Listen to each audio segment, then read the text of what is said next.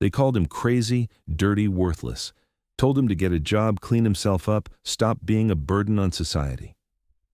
What they didn't know is that this man had once carried wounded soldiers through enemy fire for 12 hours straight, refusing evacuation until every man was safe.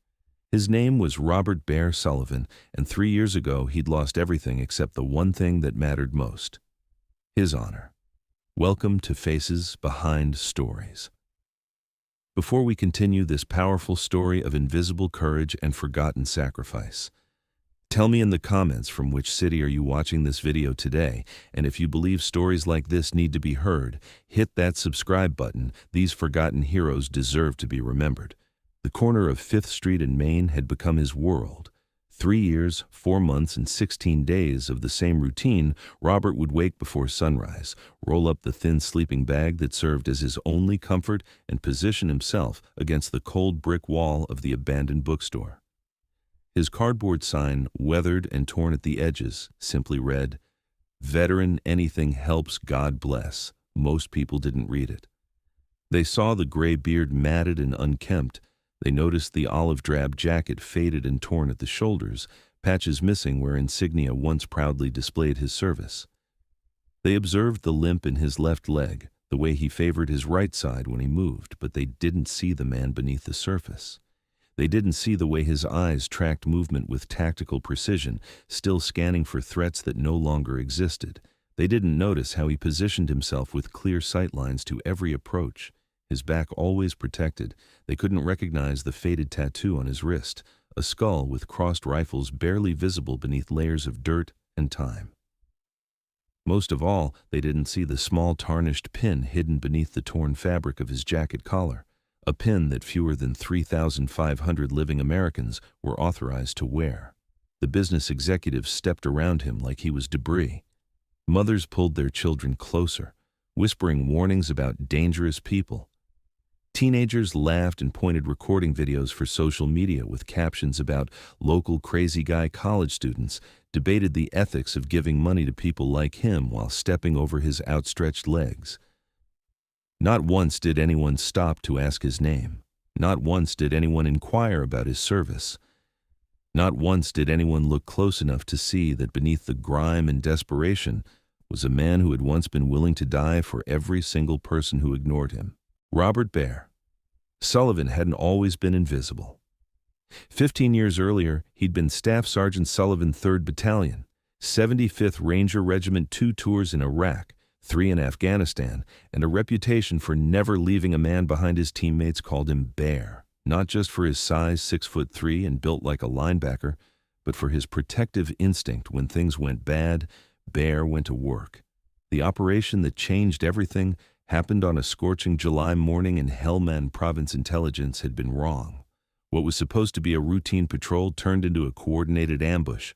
12 Rangers pinned down in a kill zone, enemy fire coming from 3 directions, no air support for 40 minutes.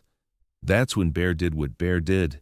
He moved while bullets shattered the rocks around him. He low-crawled from position to position, pulling wounded soldiers to safety. First was Martinez, 19 years old, gut shot and bleeding out. Bear dragged him 200 yards to the rally point, applied pressure bandages, and went back. Then came Peterson, compound fracture in his leg bone, visible through torn fatigues. Bear carried him on his back, while machine gun fire tracked their movement. One by one, he moved his team: Jackson with shrapnel in his chest, Williams with a head wound that painted his face crimson, Thompson barely conscious. From blood loss, each time Bear exposed himself to enemy fire, each time he returned for another. The evacuation helicopters couldn't land in the hot zone, so Bear created a cold zone, using his own body as a shield, while wounded soldiers were loaded onto stretchers when the shooting finally stopped. 12 hours later, 11 Rangers went home because 1 Ranger refused to leave them behind. Bear was the last man extracted. He was also the most wounded.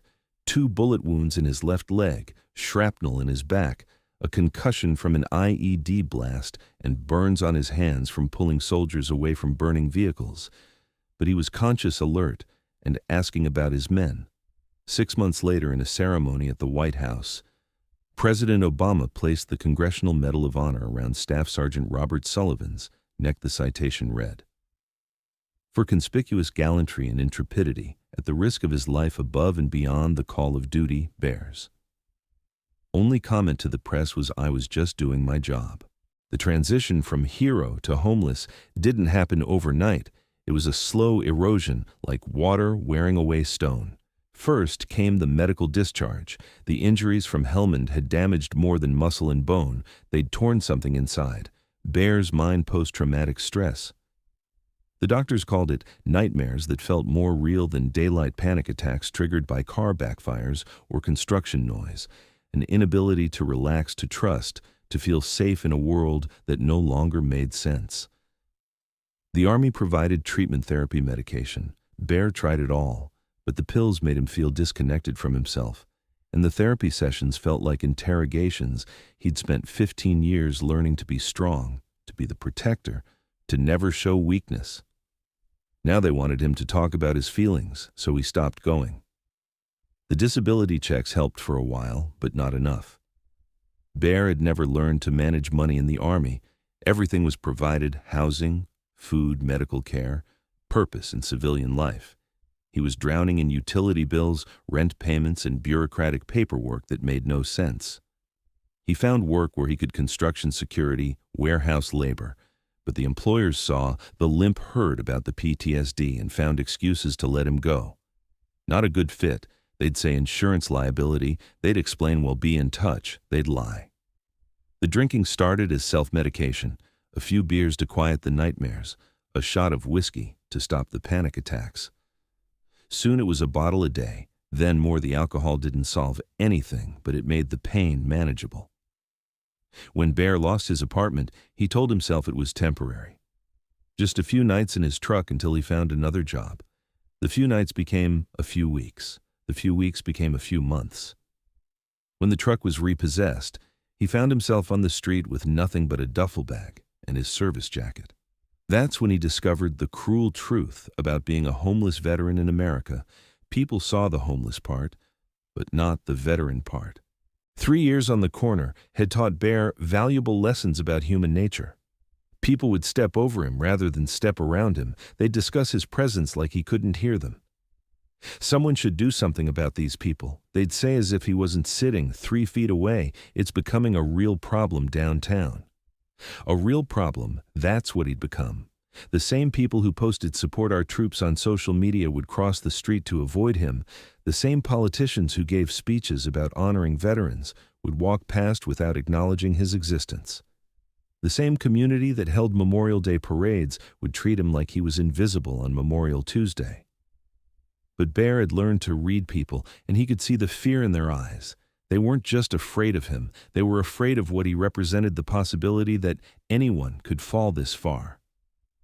The uncomfortable truth that maybe the distance between their comfortable lives and his cardboard sign wasn't as vast as they wanted to believe.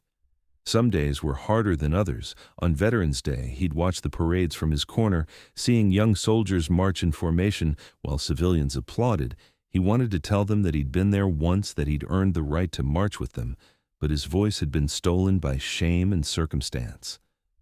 On Memorial Day, families would visit the cemetery with flowers and flags, while Bear sat forgotten on his corner. The irony wasn't lost on him. They honored the dead while ignoring the living. The worst days were when other veterans walked past active duty soldiers. On leave, National Guard members heading to drill veterans with stable jobs and steady homes. Sometimes it'd catch them looking at him with recognition. They could see what others missed, but instead of stopping, they'd hurry past as if his situation might be contagious. Those looks hurt more than the insults from civilians. It was a Tuesday morning when everything changed. Bear was in his usual position back against the brick wall, cardboard sign propped on his knees. The morning rush was in full swing, suits and smartphones, coffee cups and contempt. That's when he heard the shouting, "Help, someone help me." Across the street outside the Wells Fargo branch, a young woman was being dragged toward a sedan by 2 men. One had his hand over her mouth, the other was pulling her toward the open car door. The attempted kidnapping was happening in broad daylight in front of dozens of witnesses, and everyone was frozen. People pulled out phones to record, but no one moved to help. A few shouted ineffectively from a distance. Someone called 911, but the attackers would be gone before police arrived. The woman's terrified eyes swept the crowd, looking for a savior who wouldn't come. That's when Bear stood up. For the first time in 3 years, people looked directly at him, not around him, not past him, but at him, and what they saw confused them. The homeless man they'd been ignoring was standing with a posture they didn't recognize, shoulders back, head up, eyes focused with laser intensity on the situation across the street. Bear dropped his cardboard sign and started walking. Not running, walking, deliberate, controlled, purposeful. The limp was still there, but it didn't slow him down. As he moved through the crowd, people instinctively stepped aside.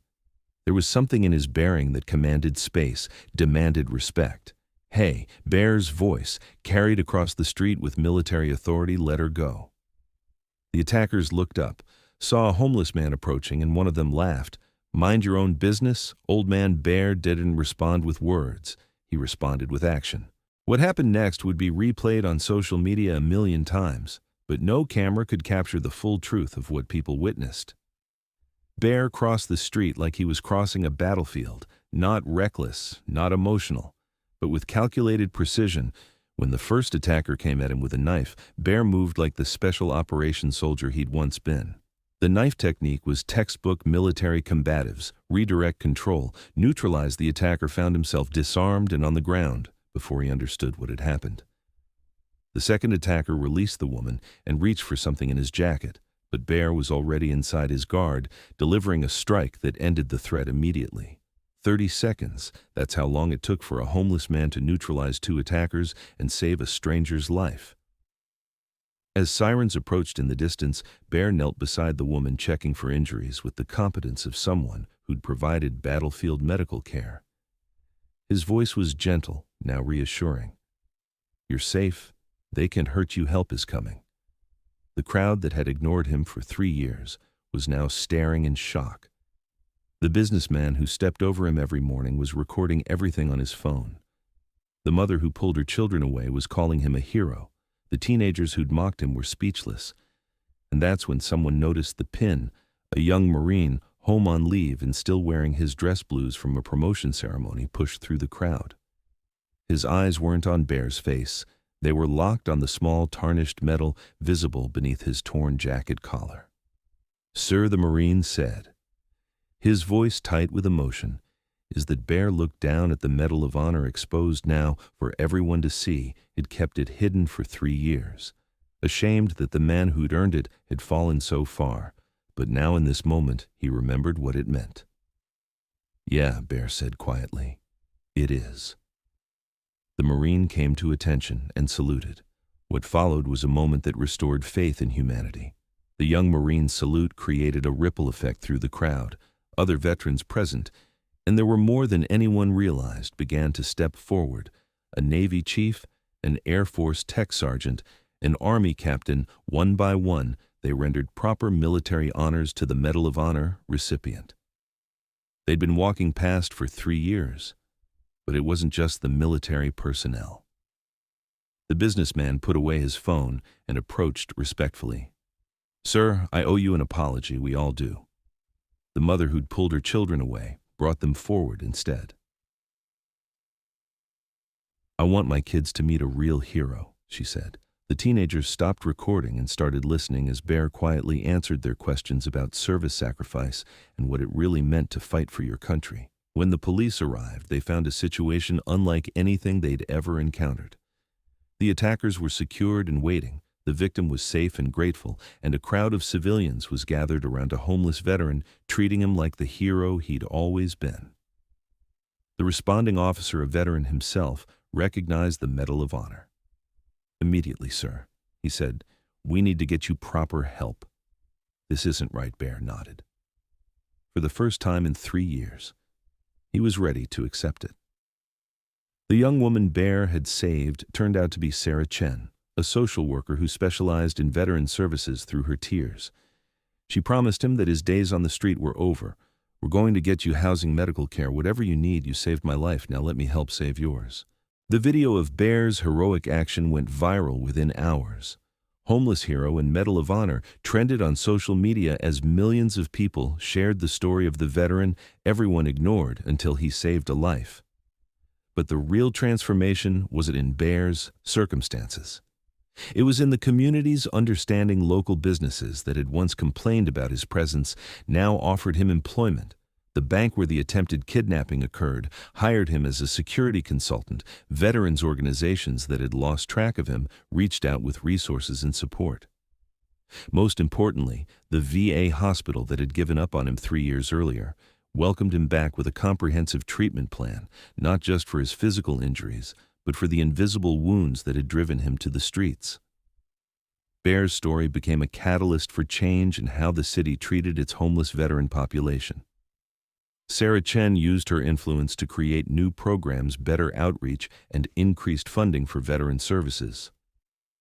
The corner of 5th and Main, where Bear had sat invisible for 3 years now, had a small plaque in honor of all veterans who served with courage and continue to serve with dignity. 6 months later, Bear Sullivan stood in that same spot, but everything was different. He wore a clean uniform, not his old Army fatigues, but the khaki shirt and badge of a VA outreach coordinator. His job was to find homeless veterans and connect them with services, using his experience to build trust that social workers couldn't. "I know what it's like," he'd tell them. "I know how you got here, and I know the way out." The Medal of Honor hung properly, now on a ribbon around his neck during formal ceremonies, but Bear didn't wear it for recognition. He wore it for remembrance, for the 11 Rangers who came home because he wouldn't leave them behind, for the young woman who lived because he remembered who he used to be, for every veteran still fighting battles that no one else could see. Robert Bear Sullivan's story reminds us that heroism doesn't disappear when circumstances change. It just waits quietly for the moment when it's needed. Sometimes the person you ignore could be the one who saves your life. Sometimes the most powerful person in the room is the one no one notices. And sometimes society gets a chance to recognize what it almost lost forever. Have you ever met someone you misjudged only to discover they were extraordinary? Share their story in the comments below. Let's honor the hidden heroes walking among us. Subscribe to Faces Behind Stories for more tales of courage, sacrifice, and the invisible strength that surrounds us every day. Because every person has a story, and every story matters.